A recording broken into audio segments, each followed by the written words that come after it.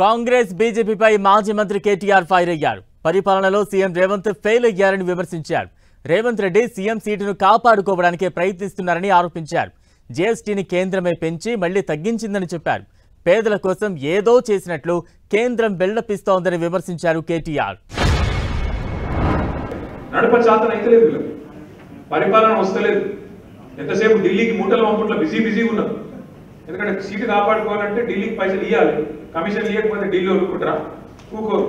అందుకే చెప్పినాం అన్న, మన తెలంగాణ ప్రజలకు లోబడి మీ ఆలోచనకు అనుగుణంగా మీకోసం పనిచేసే గల్లీ పార్టీ కావాలన్నా లేకపోతే అక్కడ ఉండే ఢిల్లీ పార్టీ కావాలన్నా అంటే మరి ఎందుకో కానీ హైదరాబాద్లో అయితే చక్కగానే ఓటేసింది, జిల్లాలలోనే ఆగమాగమైంది. 10 ఏళ్ళు చూసినాం కదా, ఇప్పుడు ఒకసారి ఒక తాప వీళ్ళకి ఏంది ఏమైతుంది అని ఏమైనా అవుతుందా అనుకున్నారు. ఏమైంది? ఎక్కడికక్కడ ఆగం.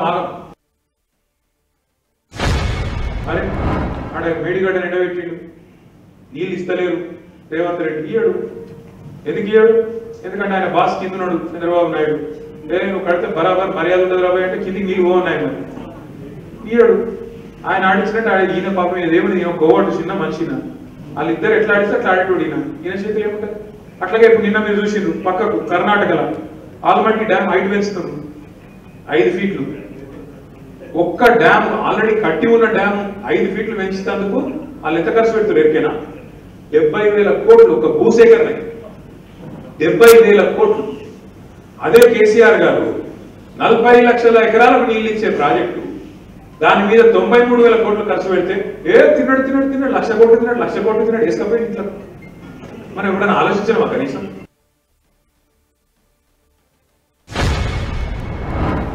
నిజాయితీగా చెప్పిండు రేవంత్ రెడ్డి గారు, చాలా నిజాయితీగా చెప్పిండు. పాత రోజులు తెస్తా అని చెప్పిండు, తెచ్చి చూపెట్టు. చెప్పుల లైన్లు, మళ్ళా మనుషులు లైన్లా గుద్దుకున్నాడు, కొట్టుకున్నాడు, పోలీసులతో దెబ్బలు తిన్నాడు, యూరియా కోసం పోయి పోలీసులు కొడతాను రైతులను. ఇదివరకు ఎప్పుడైనా చూసినామా? రాహుల్ గాంధీ పెద్ద డైలాగులు చెప్తాడు ఢిల్లీలో, మొహబ్బత్ కి దుకాన్ అంటాడు. ఇదేనా మొహబ్బత్ కి దుకాన్?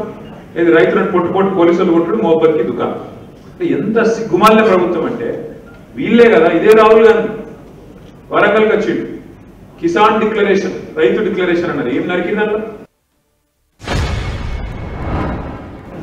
నేను 8 ఏళ్లుగా మిమ్మల్ని అందరినీ కూడా పీల్చి పిప్పి చేసి మంచిగా బ్రహ్మాండంగా జీఎస్టీ 15 లక్షల కోట్లు వసూలు చేసిన, ఏది 8 ఏళ్ల కింద నేనే తెచ్చిన, పెద్ద స్లాబ్లు పెట్టిన, 28% గుంజిన మొన్నటి దాకా. ఇప్పుడు జర తగ్గించిన. ఇక కాబట్టి రేపటి నుంచి పండుగ చేసుకోపోరట్టు. ఇది ఆయన చేసిన తప్పు ఆయననే సవరించుకొని మనం పండుగ చేసుకోవాలి. ఏమిటి పండుగ? జీఎస్టీ బచత్ ఉత్సవ్. ఇక దానికి మళ్ళీ ఇక్కడ డబ్బు కొట్టేటోళ్ళు మస్తున్నారు కదా, బండి సంజయ్ ఇంకా చాలా మంది ఉన్నారు. అసలు దేవుడా మోడీ దేవుడు? ఏమిటికి దేవుడు?